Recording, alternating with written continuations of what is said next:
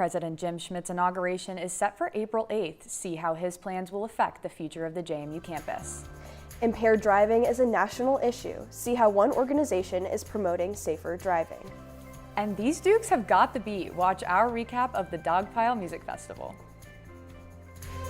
Live from the Allison B. Parker Studio in the School of Media Arts and Design at James Madison University, this is Breeze TV.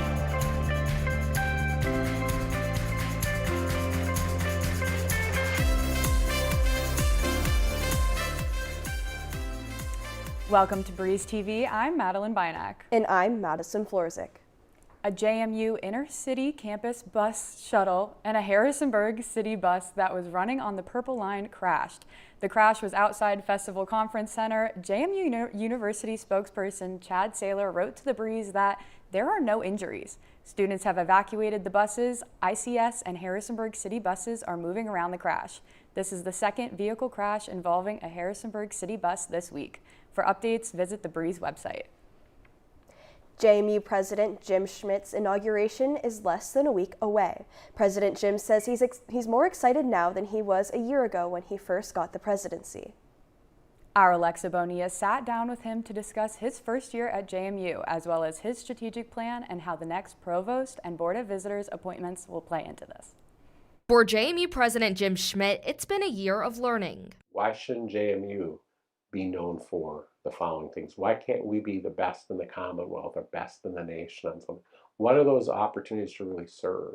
One of his goals is for JMU to receive greater national recognition. He'd like JMU to be listed among the top 50 public universities in the country by 2040. You deserve even better than I had. President Jim hopes to accomplish this through the Madison Promise. If JMU graduates do not receive a job within a year and aren't enrolled in graduate school, JMU will take the graduate back at the university's expense.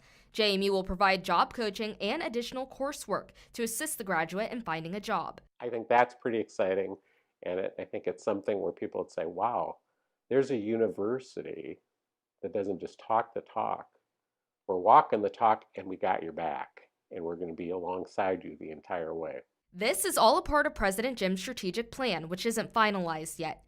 The plan calls for 50 to 75% of students to live on campus in the next decade. He says JMU houses about 28% of its students right now. His goal is to create more dorms where students will want to live. We are close to becoming a commuter campus, which is contrary to the values, contrary to the culture that we present ourselves. President Jim says one of his biggest fears is losing that sense of on-campus community. One of the strongest elements of this community is how Dukes hold doors. No matter who you are, what you look like, what you believe, where you come from, how much money you have, everyone is worth that moment of grace.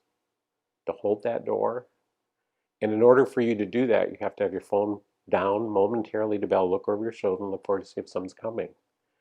And I still believe that makes a difference. President Jim's inauguration is on April 8th. Reporting for Breeze TV, I'm Alexa Bonilla.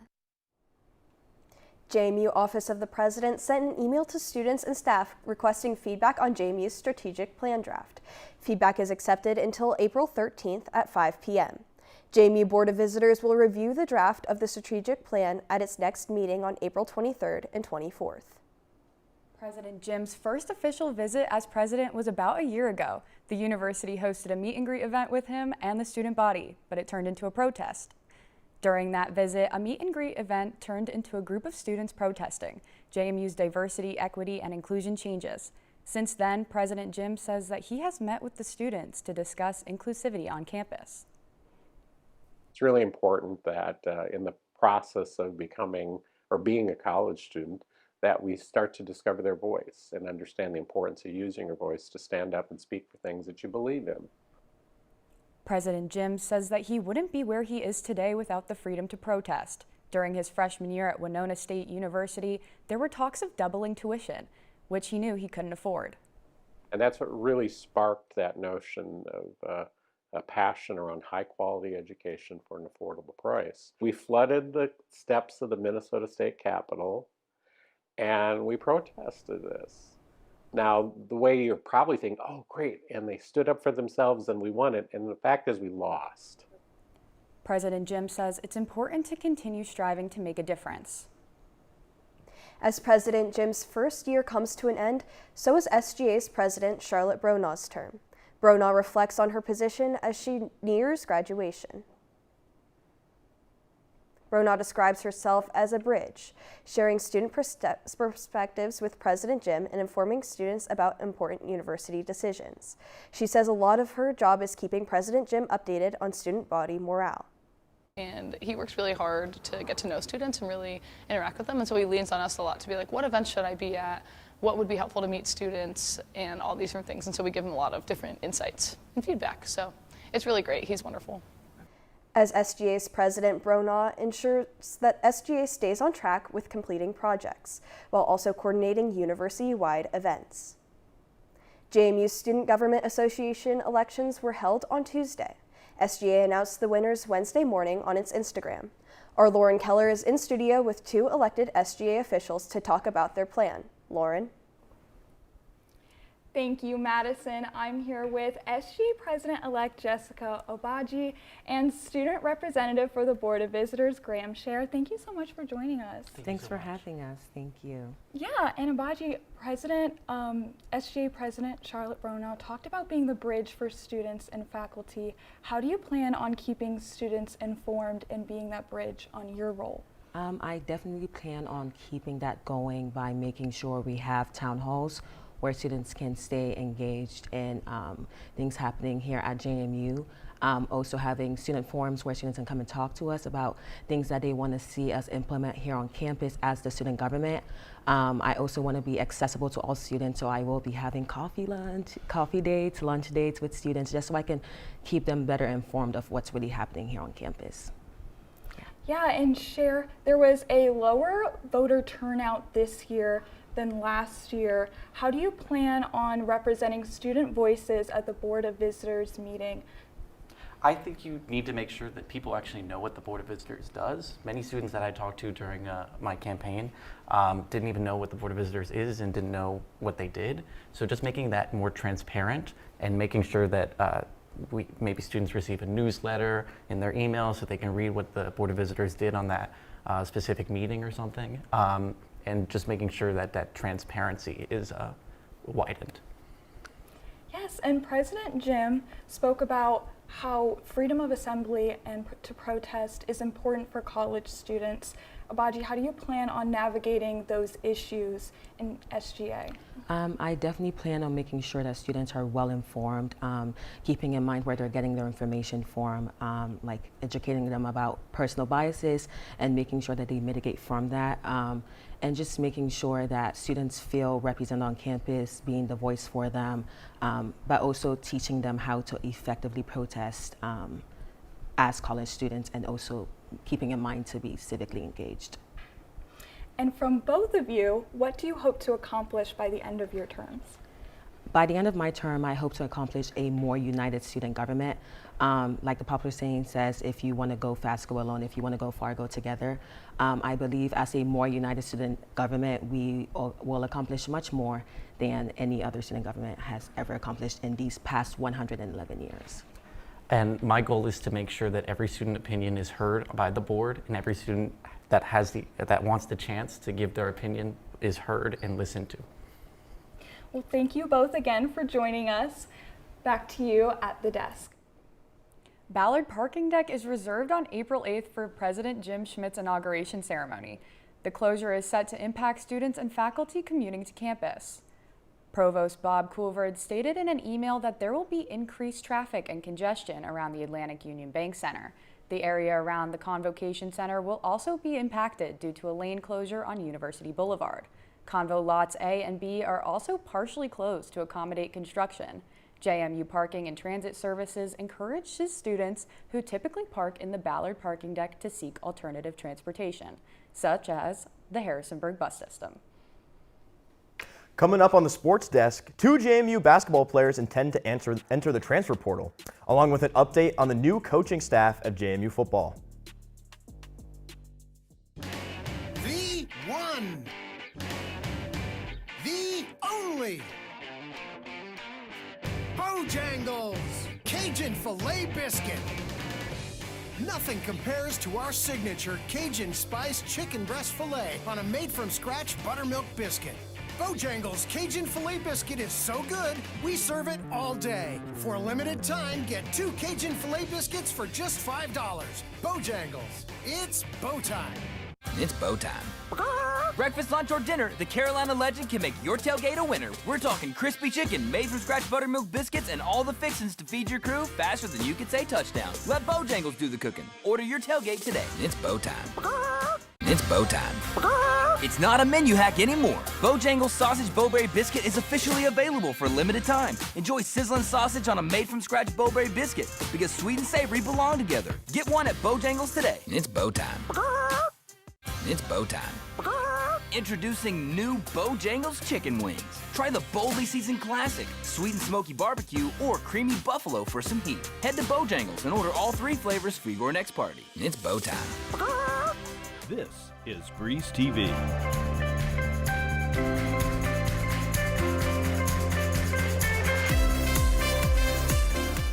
Welcome back to the Breeze TV Sports Desk. I'm Andrew Coliani. There are some new faces leading the offense and defense of JMU's football team. I spoke with the Duke's new coordinators about how they are taking advantage of their new opportunities. Football is underway at Bridgeforth Stadium and with a brand new coaching staff. The Dukes have brought in new offensive and defensive coordinators as the program prepares for the upcoming season.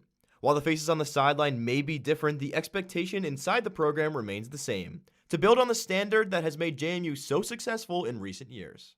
We can't be satisfied with just keeping, the norm. We got to be able to elevate that every year. And I think the coaches and the staff and the players in years past have done a great job of just resetting the new standard to what it needs to be. Bala joins the program after several successful seasons at other universities and now takes over a defense that has been a key part of JMU's identity.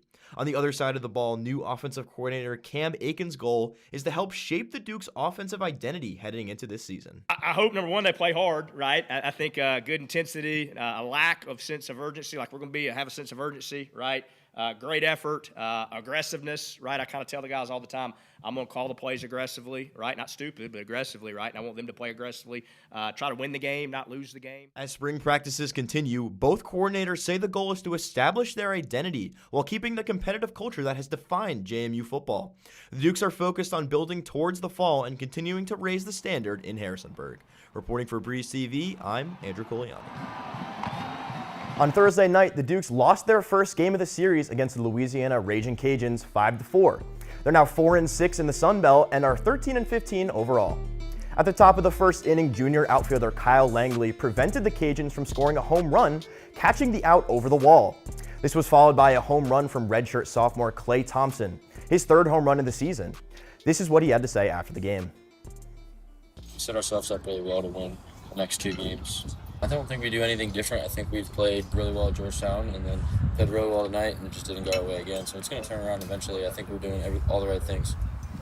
Their next game is at 4 p.m. this evening at Eagle Field at Veterans Memorial Park, and the series will run through Saturday. JMU men's basketball is surveying the transfer portal for future Dukes. Head coach Preston Spradlin is losing 5 players to a lack of eligibility going into next year. And 2 Dukes also announced they intend to enter the transfer portal when it opens on April 7th. According to the league-ready recruiting analyst Sam Kaser on X, JMU junior forward Eddie Ricks III plans to enter the portal. Ricks played 2 years for the Dukes after following Spradlin to JMU from Morehead State. The forward averaged over 7 points and nearly 6 rebounds on 49% shooting with the Dukes this season. Also, according to Kaser, JMU junior forward Justin McBride intends to enter the transfer portal as well. McBride averaged over 15 points per game as a Duke this season and had 11 of 20 games for where he scored points. He also shot 49% from the field and 40% on 3 points. Prior to JMU, McBride played at Nevada and Oklahoma State. For more updates on the basketball players that JMU has shown interest in, visit the Breeze website. JMU men's basketball is heading to the club basketball is heading to the national tournament after strong performance in the regional playoffs. After 2 tightly contested games against Slippery Rock and the University of Virginia, JMU closed things out late due to a strong defensive performance. The Dukes defeated the University of Maryland 78-68 in its final game, securing a spot on the national stage. I thought we did a great job of closing out, trusting one another, hitting big free throws. And I think we just keep our team chemistry. I mean, like, we've been close this whole season. If we just keep that rolling, keep playing together, focusing on the little things, we'll be fine moving into Erie. With the regional title secured, the Dukes now shift their focus to the national tournament in Erie, Pennsylvania, starting on April 6th. Several JMU teams are back in action this weekend. Here's what to look forward to as the Dukes hit the field. Softball hits the road for a key Sun Belt matchup. The Dukes will look to bounce back from a 4-game losing streak as it faces Southern Miss in a conference series, teeing off Friday afternoon in Hattiesburg, Mississippi. The Dukes are led offensively by Kendra Lewis, who is batting a .477 average with 8 home runs and 22 RBIs on the season. On the lacrosse field, the Dukes women's team travels to face the Charlotte 49ers on Saturday. Senior defender Olivia Rongo was recently named an Inside Lacrosse Midseason All-American honorable mention after a strong start to the season. Rongo currently leads the team in caused turnovers and ground balls, while ranking among the top players in the conference in both categories. That's all for your weekend preview. Back to you at the desk. How one student organization advocated for suicide prevention. And it's Duck Week at the Explore More Museum downtown. Watch how these fuzzy friends celebrate. Bojangles, Cajun filet biscuit. For breakfast, lunch, or dinner. Nothing compares to our signature Cajun spiced chicken breast filet on a made-from-scratch buttermilk biscuit. Breakfast so good, we serve it all day. Get the best chicken biscuit. The one, the only Cajun filet biscuit. For a limited time, get 2 Cajun filet biscuits for just $5. Bojangles, it's bow time.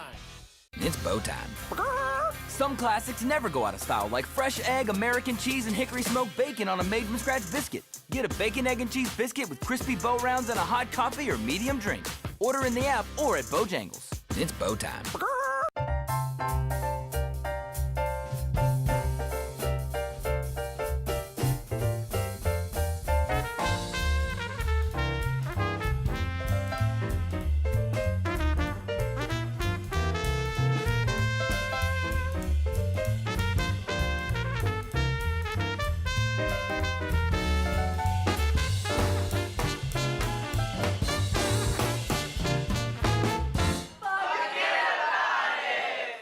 This is Breeze TV.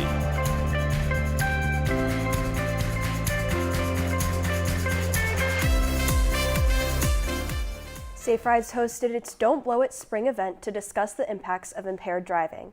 I attended the event and spoke to one of the speakers and an attendee about their experiences with impaired driving. 911 calls came in at 5:48 and he died at 6:36, so 48 minutes.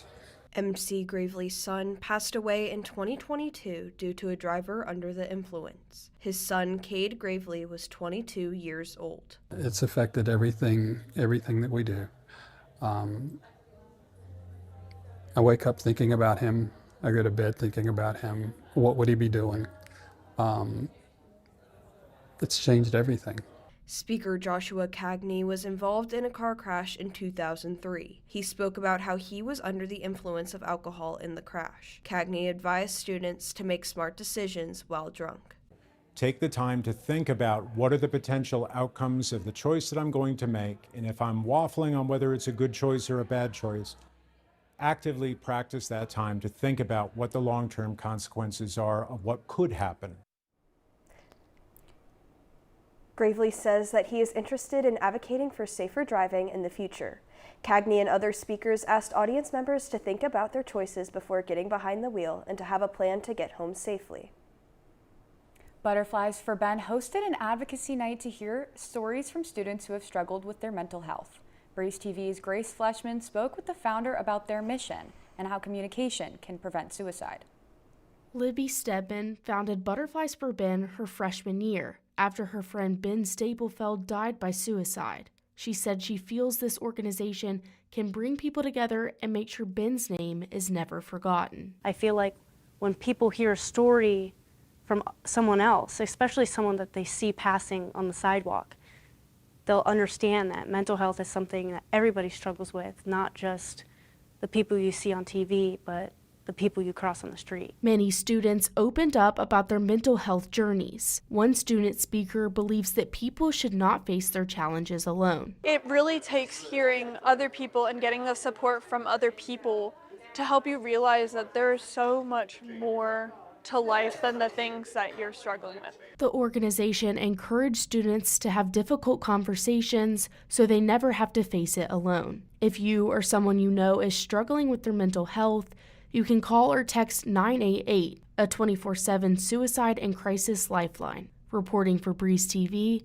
I'm Grace Fleshman. Butterflies for Ben will be attending the American Foundation for Suicide Prevention Walk April 12th on the festival lawn. The University Program Board provided food, fun, and games on the Union lawn to raise money for cancer awareness. The splash-filled event was hosted as a partnership between JMU's UPB and Relay for Life. There was a flower-making activity, but the main event was the dunk tank. It hosted several campus celebrities throughout the day. Students donated through the ball, and down they went into the tank. This is the type of programming that I personally would love to see as a student on campus, just walking around, seeing my community come together, and it's for a good cause, and who doesn't love a sweet treat? So, donations to American Cancer Society go towards funding cancer research and providing patient support throughout treatment. It also provides education and global support. The American Cancer Society is hosting its Relay for Life at JMU on April 17th at Hillside Field, starting at 6 p.m. Taking a look off campus, there's a waddle of fun to be had downtown.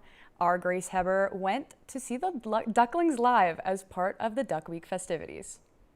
Duck Week celebrates 2 years since the beloved downtown ducklings arrived on the streets of Harrisonburg. I'm here with Sarah Sutt, the development officer of Explore More Discovery Museum. Sarah, thank you for your time. Oh, thank you for coming by. Can you tell me a little bit about Duck Week and what its aims are? So we had a big hope that we can connect the museum and all the bronze ducklings around town and get the word out about it's a fun little scavenger hunt. It brings kids in the museum to get the map and do it, but anybody in town can do it. And live ducks are, they're just adorable. They're easy to love.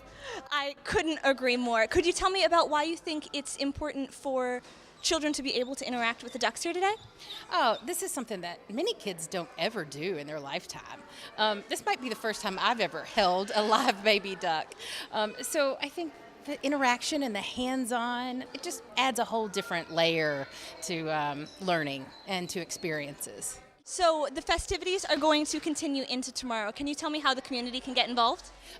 Get out on this beautiful weekend and just do the scavenger hunt. You can find the map online, or you can come into the museum on Saturday and get a hard copy, a paper copy of it, and then walk around. It's so fun, and some of them are kind of hidden, so I don't know. It's not an easy scavenger hunt, but it's fun.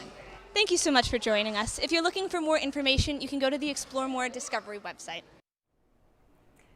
And how JMU Production Club is preparing for their annual Amplify event. And one band is preparing for a championship showcase. It's bow time. Breakfast, lunch, or dinner, the Carolina Legend can make your tailgate a winner. We're talking crispy chicken, made from scratch buttermilk biscuits, and all the fixins to feed your crew faster than you could say touchdown. Let Bojangles do the cooking. Order your tailgate today. It's bow time. It's bow time. It's not a menu hack anymore. Bojangles Sausage Bowberry Biscuit is officially available for a limited time. Enjoy sizzling sausage on a made-from-scratch Bowberry biscuit because sweet and savory belong together. Get one at Bojangles today. It's bow time. It's bow time. Some classics never go out of style, like fresh egg, American cheese, and hickory smoked bacon on a made-from-scratch biscuit. Get a bacon, egg, and cheese biscuit with crispy bow rounds and a hot coffee or medium drink. Order in the app or at Bojangles. It's bow time. The one. The only. Bojangles Cajun Filet Biscuit.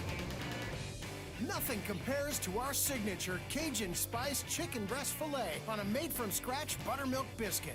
Bojangles Cajun Filet Biscuit is so good, we serve it all day. For a limited time, get 2 Cajun Filet Biscuits for just $5. Bojangles, it's bow time. This is Breeze TV.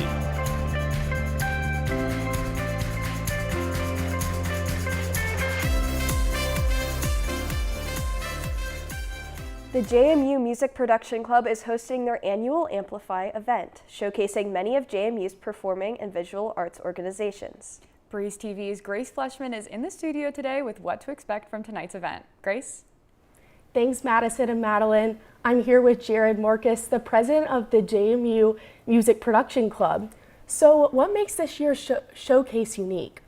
I would say the biggest thing that makes Amplify unique compared to other music events is the fact that we have a bunch of different genres of music. So we have rock bands, heavy metal, rappers, the breakdancing club, an a cappella group.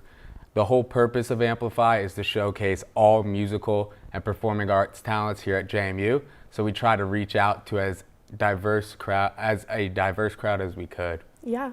And why do you think it's important to host this event annually?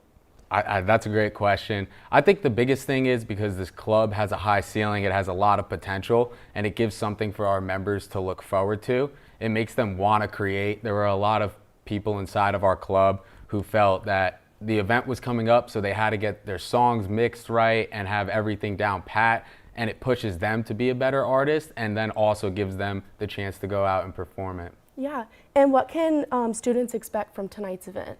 I would say the best thing is a lot of food, a lot of music, and just really to have a good time, network with artists, and probably hear your favorite genre. So. Yeah. Well, thank you so much for joining me. The annual Amplify event will be held at Grafton Stovall Theater from 7 p.m. to 11 p.m. That's all from me. Back to you at the desk. JMU Brass Band will perform in its championship showcase April 10th and the 11th. I spoke with the band to see how they're preparing. A musical style from across the pond, brass band music can be traced back to the 19th century Great Britain, but these Dukes are polishing their tunes on campus. It's very collaborative. We all work together and we play together and we all give each other comments and critiques. JMU is the only university band to play in the highest division of the NABBA championships. The band's level of professionalism and drive has bumped it into the big leagues. And so there's university groups that have competed in the first section, second, or third at certain times, but none of them have decided that they wanted to bump up and play at the very, very, very top level. The championship performance will consist of two 20-minute pieces with elements of storytelling. For some members, they play to win. For others, it's all for the love of the melody.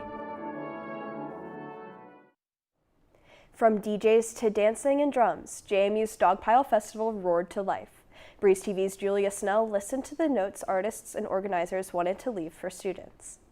Dogpile raised about $300 this weekend for Coalición Solidares Pro Inmigrantes Unidos, a pro-immigrant organization, creating a space for artists and genres to collide. I feel like me being Mexican, brown, I feel a lot of pride being on stage, being able to show that these kids, we're not just construction workers, cleaners, we can do whatever we want. New and returning artists were given a platform to jam out. Aeonia, a metalcore band, used the platform to speak out against ICE and Nazis while encouraging the audience to form a mosh pit. Since this is heavier music, it's a different scene than most people are used to, of course, but I still feel like everyone is very including of everyone else and open with each other here, especially in this heavier scene. Dogpile's planning committee hosted fewer artists to invite larger acts. The committee wanted quality over quantity to establish the festival as a must-see event. Music is music, man. And I think one thing I think is I never like to box myself in with what I listen to, what I create, what I do, and I like showing that to other people because I think there's always something you can find that's interesting in whatever you're listening to. Reporting for Breeze TV, I'm Julia Snell.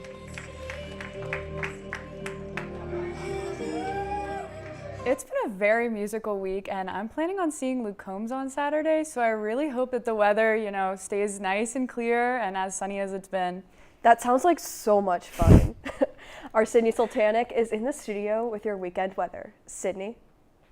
We've had a pretty sunny week, Dukes. Let's check the weekend weather. Today is going to continue around 73, dipping into the lower 60s this evening, so make sure to make the best of the rest of the day. Saturday is a glimpse into summer. We're going to stay around 81 for most of the day, so head outside, soak up the sun. Also, Saturday's UV index will be 6 around midday, so anyone planning to tan, an activity I've seen a lot around the quad this past week. And then the Saturday sun unfortunately does not carry into Sunday, where they are about 63 and has a 75% chance of rain. The rain is supposed to start around 9 a.m. and end around 12 p.m. So enjoy the warm weather, Dukes. Back to you at the desk. Well, it sounds like my hopes have been answered. It seems like it's going to be a pretty good weekend to go out and have fun. We'll see you next week on Breeze TV.